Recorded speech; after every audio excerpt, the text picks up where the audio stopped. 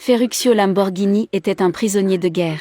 À son retour en Italie, il ouvre un petit garage et transforme du matériel militaire en tracteurs agricoles. Cette entreprise opportune a fait de lui un millionnaire, puis l'inventeur de la voiture de sport de luxe qui fait le plus parler d'elle, Lamborghini.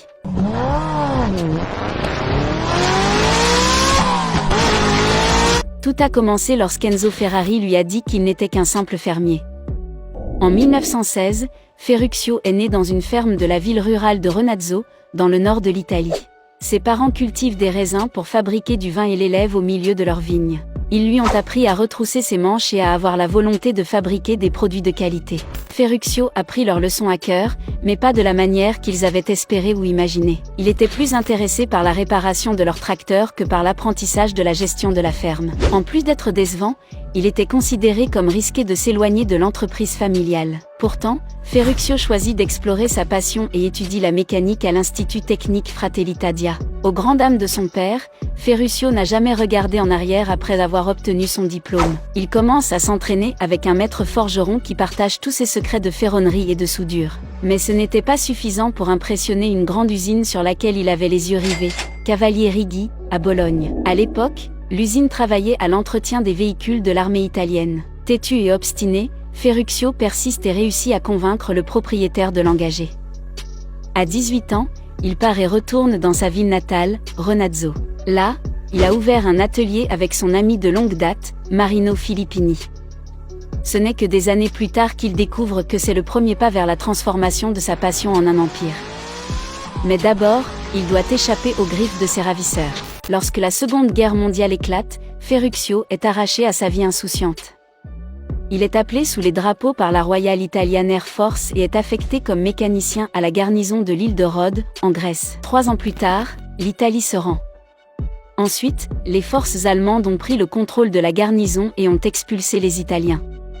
Ferruccio décide de rester et demande la permission d'ouvrir son propre atelier. 2 ans plus tard, les forces alliées sont arrivées.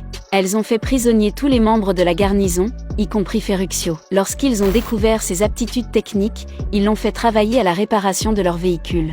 1 an plus tard, ils l'ont autorisé à partir. Les premières années de Ferruccio au pays sont loin d'être heureuses.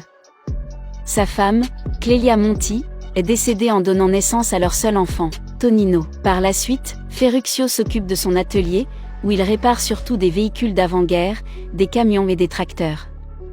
Mais un jour, il reçoit une demande urgente de son père qui change le cours de sa vie. « J'ai besoin d'un nouveau tracteur », demande le père de Ferruccio. C'est alors que Ferruccio a été frappé par une prise de conscience. L'Italie avait désespérément besoin d'augmenter sa production agricole pour se remettre de la guerre. Mais elle avait besoin de meilleurs équipements pour y parvenir. Fort de son expérience des véhicules des Alliés et de l'Axe, Ferruccio achète des restes d'équipements militaires et les utilise pour fabriquer de nouveaux tracteurs. Ils ont été construits avec un vieux moteur Morris britannique et modifiés pour fonctionner avec du diesel bon marché au lieu de l'essence coûteuse. On disait qu'ils étaient plus abordables et plus innovants que tout ce que l'on avait vu auparavant. Plus tard, Ferruccio a créé une nouvelle société appelée Lamborghini Tractor. Alors que ces tracteurs étaient très demandés, il avait besoin de plus de capital pour la production. Son père a donc utilisé sa ferme comme garantie pour un prêt. Le risque que Ferruccio et son père ont pris s'est avéré payant bien plus que ce qu'ils auraient pu imaginer. Peu de temps après, l'entreprise est devenue l'un des plus grands fabricants de ce type en Italie. Ferruccio célèbre son succès avec de la bonne nourriture, du bon vin et des voitures rapides. Il a même commencé à collectionner des Jaguars, des Mercedes, des Maserati et des Ferrari. Mais aucune d'entre elles ne le satisfait complètement. Il est particulièrement déçu par sa Ferrari 250 GT, dont l'embrayage tombe toujours en panne. Un jour, il amène la Ferrari chez son mécanicien pour la faire réparer. Ferruccio découvre que l'embrayage est identique à celui d'un de ses tracteurs. Cela ne lui convient pas, car il a payé 10 € pour l'embrayage utilisé par son tracteur et a payé Ferrari 1000 € pour la même pièce. Plus tard, il décide de parler à Enzo Ferrari des imperfections qu'il trouve dans ses voitures. En plus des embrayages nécessitant de fréquentes réparations, elles étaient considérées comme trop bruyantes et rugueuses sur la route. Enzo a balayé Ferruccio et a insisté sur le fait que le problème ne venait pas de la voiture mais de lui. « Vous êtes un conducteur de tracteur, un agriculteur. Vous ne devriez pas vous plaindre de mes voitures. Ce sont les meilleures du monde. Oui, je suis un fermier, mais je vais vous montrer comment une voiture de sport doit être. » Ce jour-là, Ferruccio est rentré chez lui, déterminé à prouver ce dont il était capable. Beaucoup ont qualifié sa conquête de folle et ont cru qu'il allait dilapider sa fortune. Pourtant, Ferruccio est allé de l'avant et a lancé une nouvelle entreprise sous son nom. Il a embauché 3 des ex-employés de Ferrari et a acheté un grand terrain pour construire une usine. En seulement 9 mois, Ferruccio termine sa première voiture de sport dont l'emblème est son signe astrologique, la Lamborghini 350 GT.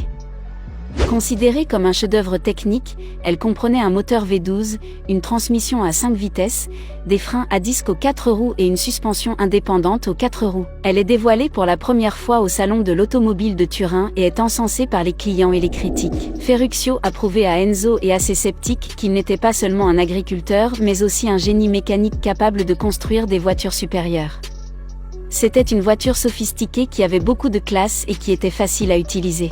Au cours des années suivantes, les entreprises de tracteurs et de voitures de sport de Ferruccio ont prospéré. Lorsqu'il s'agit de concevoir de nouveaux modèles, Ferruccio donne à ses ingénieurs la liberté d'expérimenter. Ce style de leadership a conduit son équipe à construire la 400 GT et un projet secret, la Miura P400. Cette dernière a été conçue comme une voiture de course et a été la première de l'histoire à être construite avec un moteur central arrière. Le projet était gardé secret par Ferruccio, qui était contre l'idée de construire des voitures de course. Plusieurs années auparavant, il avait participé à une course prestigieuse et s'était écrasé sur le côté d'un restaurant. Quand Ferruccio l'a appris, il a décidé de ne pas abandonner l'idée. Cela s'est avéré être l'une des meilleures décisions qu'il ait jamais prises. La Miura est devenue la première supercar du monde, et son moteur central arrière est devenu la norme pour toutes les voitures haute performance. À partir de ce moment-là, Lamborghini Trattori a continué sur sa lancée et a lancé d'autres modèles célèbres, l'Espada, l'Islero, la Jarama, l'Huraco et la Countach. On disait de ces modèles qu'ils étaient supérieurs aux autres voitures de sport car ils n'utilisaient pas de pièces détachées, et on disait de la Countach qu'elle était la voiture la plus commentée de l'histoire. Malheureusement, le succès de Ferruccio s'est arrêté après avoir fait face à une série d'événements indépendants de sa volonté. Un contrat pour fournir 5000 tracteurs à la Bolivie a été annulé après un coup d'État dans le pays. Cette perte a contraint Ferruccio à vendre sa société de tracteurs et 51% de ses parts dans Automobili Lamborghini. Plus tard, le marché boursier mondial a connu une chute spectaculaire et l'OPEP a décrété un embargo sur le pétrole. Cela a entraîné une hausse des prix du carburant et a plongé l'industrie automobile dans une crise. Ferruccio fait de son mieux pour maintenir ses entreprises en vie et parvient à trouver des acheteurs pour ses tracteurs invendus. Il a tout de même décidé de prendre une retraite anticipée et a vendu les 49% restants de ses actions Automobili Lamborghini. Mais il a conservé une entreprise de chauffage dont il était propriétaire et l'a donnée à son fils, Tonino. Plus tard, Tonino s'est orienté vers la création d'une entreprise de mode et de luxe prospère sous le nom de la famille. Pendant ce temps, les nouveaux propriétaires d'Automobili Lamborghini ont tenté de faire revivre la marque, mais sans succès. Par la suite, la société a été mise en liquidation. Quelques années plus tard, le gouvernement italien l'a vendu pour 3 millions de dollars à 2 milliardaires français. Ils espéraient rénover les anciennes installations de Lamborghini et embaucher de nouveaux ingénieurs, mais ils se sont retrouvés à court d'argent et ont vendu la société à Chrysler. Chrysler a prévu d'importer la marque aux États-Unis mais n'a pas réussi à faire de bénéfices. Ils ont donc vendu la société à un conglomérat indonésien. Bien qu'ils aient eu plus de chances de réaliser des ventes, ce n'était pas suffisant pour surmonter la crise financière en Asie. C'est alors qu'Audi a racheté la société et a reconnu la nécessité d'accorder une plus grande attention au processus et à la qualité des produits. Sous leur direction, Lamborghini a pu relever les défis du XXIe siècle et reprendre sa place sur le marché. Avec la sortie de la Gallardo, de la Huracan et du concept de SUV Urus, les ventes ont bondi dans le monde entier, notamment aux États-Unis. En 2019, Lamborghini a enregistré des ventes records et est désormais valorisé à 11 milliards de dollars. Voici l'histoire de la façon dont un agriculteur et prisonnier de guerre a transformé son entreprise de tracteurs en un empire de la voiture de sport.